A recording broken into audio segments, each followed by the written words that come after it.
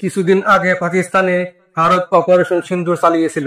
এবারে বাংলাদেশেও পাকিস্তানের মতো ক্ষেপণাস্ত্র ব্যবহারের হুঁশিয়ারি দিয়েছে ভারত। ইতিমধ্যেই কলকাতায় ভারত প্রচুর পরিমাণ সেনাবাহিনী এবং ক্ষেপণাস্ত্র মোতায়েন করেছে। পাকিস্তানের ক্ষমতা ছিল ভারতকে প্রতিহত করার। পাকিস্তান প্রতিরোধ করেছে, আবার পাল্টা আঘাত করেছে। কিন্তু আমাদের তো চেতনা ছাড়া আর কিছুই নাই। আমাদের সভাপতি, সহসভাপতি বা সমন্বয়করা কি পাল্টা অ্যাকশন নিতে পারবে? পার্বত্য চট্টগ্রামের খাগড়াছড়িতে মিথ্যা দর্শন অভিযোগ থেকে শুরু হওয়া সহিংস ঘটনাকে কেন্দ্র করে নতুন বিতর্ক দেখা দিয়েছে। বাংলাদেশ বলছে ভারতের ষড়যন্ত্র, আর ভারত বলছে নিজেদের ব্যর্থতা ঢাকতে বাংলাদেশ অভ্যাসগতভাবে আরেকজনের উপরে দোষ চাপায়। একজন পাহাড়ি মেয়েকে নিয়ে মিথ্যা দর্শনের অভিযোগ তোলা হয়।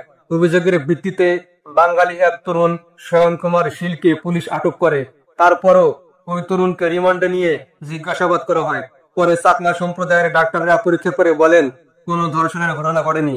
অথচ এই ভুয়া অভিযোগকে কেন্দ্র করে ঘর বাড়িতে আগুন, হামলা, মারামারি, সন্ত্রাসী কার্যক্রম শুরু হয়। গোয়েন্দা রিপোর্টে এসেছে ইউপিডিএফ সন্ত্রাসীরা সহজেই ভারতের মিজোরামে যেতে পারে। মিজোরামে তাদের প্রশিক্ষণ কেন্দ্র আছে, যেখানে তারা অস্ত্র চালানো ও সন্ত্রাসী কর্মকাণ্ডের ট্রেনিং পায়। সেখান থেকে অস্ত্র এনে বাংলাদেশে অপহরণ, গুম, খুন চালায়। গত এক বছরে পাহাড়ি এলাকায় ইউপিডিএফ সন্ত্রাসীরা 350 কোটি টাকার চাঁদাবাজি করেছে। দেশের অর্থনীতির মেরুদণ্ড ভেঙে দিতে 2 লাখ কোটি টাকার সমপরিমাণ জাল নোট দেশে ছড়িয়ে দিয়েছে পতিত আওয়ামী লীগ ও তাদের দোসররা। তাদের এই অপকর্মের মদত দিচ্ছে ভারতের গোয়েন্দা সংস্থা। অভিযোগ হলো এই জাল টাকা আসল নকল বোঝার উপায় নেই, কারণ ভারতীয় টাকশালেই বাংলাদেশের টাকার মতো প্রযুক্তি ব্যবহার করে জাল টাকা ছাপানো হয়েছে। স্বরাষ্ট্র উপদেষ্টা জাহাঙ্গীর আলম বলেছেন এগুলো সব ভারতের ষড়যন্ত্র। সাংবাদিকদের প্রশ্নে ভারতের পররাষ্ট্র মন্ত্রণালয়ের মুখপাত্র রণধীর জয়সওয়াল বলেন, আমরা এই অভিযোগ সুস্পষ্টভাবে প্রত্যাখ্যান করছি। বাংলাদেশের অন্তর্বর্তী সরকার আইন শৃঙ্খলা বজায় রাখতে অক্ষম আর সবসময় অন্যের উপর দোষ চাপায়। তিনি আরো বলেন, বাংলাদেশ সরকারের উচিত পাহাড়ের সংখ্যালঘু চাকমাদের উপর সহিংসতা, অগ্নিসংযোগ আর ভূমি দখলের তদন্ত করা। এই মন্তব্য বাংলাদেশে ব্যাপক আপত্তির জন্ম দিয়েছে। বাংলাদেশ বলছে ভারত অন্য দেশের বিষয়ে নাক গলাচ্ছে, অথচ কাশ্মীর, মণিপুর, নাগাল্যান্ড নিজেদের সেনা দিয়ে অত্যাচার চালাচ্ছে। দিল্লির দাঙ্গায় হাজার হাজার মুসলমান নিহত হয়েছিল, তখন আমরা কিছু বলিনি। খাগড়াছড়ি ঘটনায় ইউপিডিএফ চাকমারা ঘরে আগুন দেয়, সেখানে 20-25 জন সেনাবাহিনী যায়, কিন্তু শত শত পাহাড়ি সন্ত্রাসী তাদের উপরে আক্রমণ করে।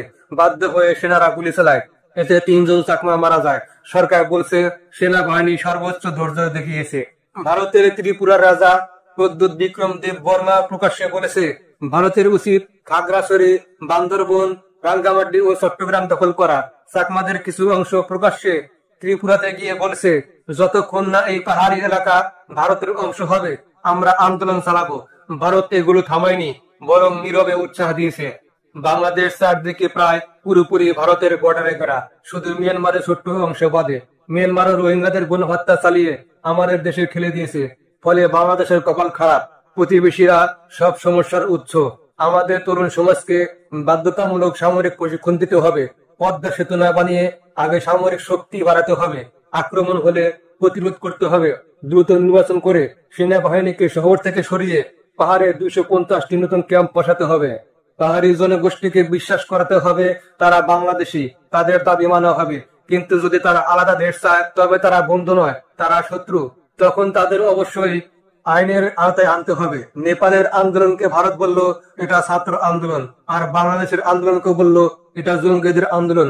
অথচ ভারতের ক্ষমতাসীন দল বিজেপি নিজেরাই হিন্দু উগ্রবাদীদের সমর্থন করে।